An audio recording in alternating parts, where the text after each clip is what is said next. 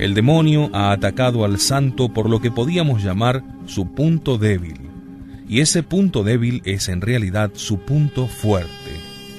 Es el sacerdote fiel, es el que ama, el que desea servir, pero es el que conoce su nada, que se humilla ante Jesús. Y el demonio entra en su juego, se apodera de esta humildad para llevarla a cierto exceso que de una virtud muy grande haría el más temible de los peligros para el alma del santo.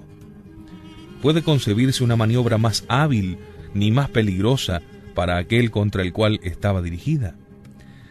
Agreguemos que lo que reforzaba al santo cura en sus designios de retiro era su creencia, como lo han creído muchos santos sacerdotes antes que él y aún mismo de su época, que conviene poner un poco de espacio entre el ejercicio del ministerio y la muerte para reparar en la penitencia todas las insuficiencias de la acción en el transcurso de una vida. El maligno, prosigue Monseñor Furri, trata de atrapar al cura de Ars en la única trampa en la cual puede caer. Lo empuja por un camino que no es el que Dios le ha trazado, poniendo en juego la angustia de conciencia en la cual se debate. Escuchemos al hermano Atanasio. El servidor de Dios tenía muchas penas interiores. Estaba particularmente atormentado por el deseo de soledad. Hablaba de ello con frecuencia, era como una tentación que lo obsesionaba durante el día y más aún por la noche. Me decía: cuando no duermo a la noche, mi espíritu viaja siempre, estoy en la trapa, en la cartuja, busco un rincón donde llorar mi pobre vida y hacer penitencia por mis pecados. Decía también a menudo que no comprendía cómo, al ver sus miserias, no se entregaba a la desesperación. Tenía un terror muy grande de los juicios de Dios. Cada vez que hablaba de esto, temblaba, lloraba. Decía que su mayor aprensión era la de caer en la desesperación en el momento de la muerte. Temía y llevaba con miedo su carga pastoral. No quería morir siendo cura párroco. Fue este temor, lo confiesa, la causa de su segunda tentación de evasión. Me dijo, cuenta el hermano Atanasio, quise poner a Dios contra la espada y la pared con el fin de hacerle ver que si muero en mi cargo de cura es muy a pesar mío y solo porque Él lo quiere. Tal vez por el contrario, diremos nosotros, Dios deseaba, al aproximarse una época en que las vocaciones se tornarían más raras, mostrar por medio del ejemplo del cura lo que un buen cura puede hacer y hasta morir en la brecha. En los tiempos del cura de Ars, los sacerdotes no escaseaban tan cruelmente como en nuestros días, lo cual explica un diálogo como el siguiente. Me iré de aquí, decía. Monseñor no lo permitirá. No, Monseñor no se preocupa por mí. Tiene bastantes curas. Necesito mucho, bueno, aunque sea algún tiempo, para llorar mi pobre vida y prepararme a morir haciendo penitencia. Este diálogo lo mantuvo con Catherine Lassagne, como lo había tenido con el hermano Atanasio, y ella lo transcribe con esta conclusión. Por eso él trató de irse.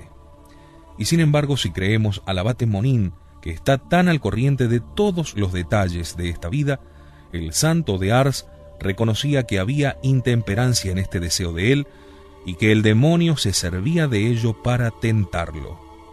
Y como sabemos que el grito iracundo del demonio, Vianey, Vianey, ¿qué haces ahí? Vete, vete, se había hecho oír desde los primeros años de su ministerio, puede decirse que esa fue la tentación dominante de su vida, que él resistió valientemente, que estuvo casi por cederle, al menos en 2 ocasiones, pero que terminó por obedecer la voluntad de Dios y las órdenes de su obispo, tanto que murió en su puesto como lo deseaba su Jesús. Dice Monseñor Furri, sus huidas no fueron de ninguna manera gestiones de rebelión.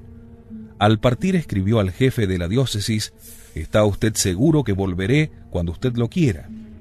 Pero este modo de poner sobre aviso a la autoridad episcopal sobre su drama de conciencia le parecía el medio de obtener finalmente la liberación a la cual aspiraba.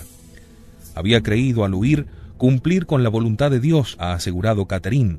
Solo después del fracaso de la tentativa de 1853 él descubrió la maniobra del maligno en sus sueños obsesionantes de soledad y de vida penitente lejos de Ars. Tal fue, pues, la más dura batalla del cura de Ars contra el arpeo, contra el bellaco. Si el demonio le jugaba malas pasadas, dejándose ir a esas manifestaciones grotescas e irrisorias, sabía por otra parte revelarse en un tentador singularmente hábil y penetrante. Si no citáramos algunos rasgos precisos de él con respecto al espiritismo, al que consideró siempre como diabólico. Al conde Jules de Maubourg, que tenía propiedades cerca de Villafranca, en Beaujolais, le agradaba ir a ver durante su estadía en la región al santo hombre del cual era penitente y amigo. Ahora bien, le había ocurrido en medio de una sociedad distinguida en la cual se divertían en hacer mover y hablar las mesas, tomar parte de este juego por simple condescendencia de la moda. 2 días después se dirigió a Ars, vio al cura Vianney y, como de costumbre, se acercó sonriente a él, tendiéndole la mano. ¿Cuál no sería su estupor cuando el buen cura lo detuvo con un ademán antes de que él hubiera podido dirigirle la palabra, para decirle con un tono triste y severo: Julio, anteayer ha tenido usted tratos con el diablo, venga a confesarse. Ahora bien, el cura Vianney no podía saber por vías naturales lo que había pasado hacía 2 días.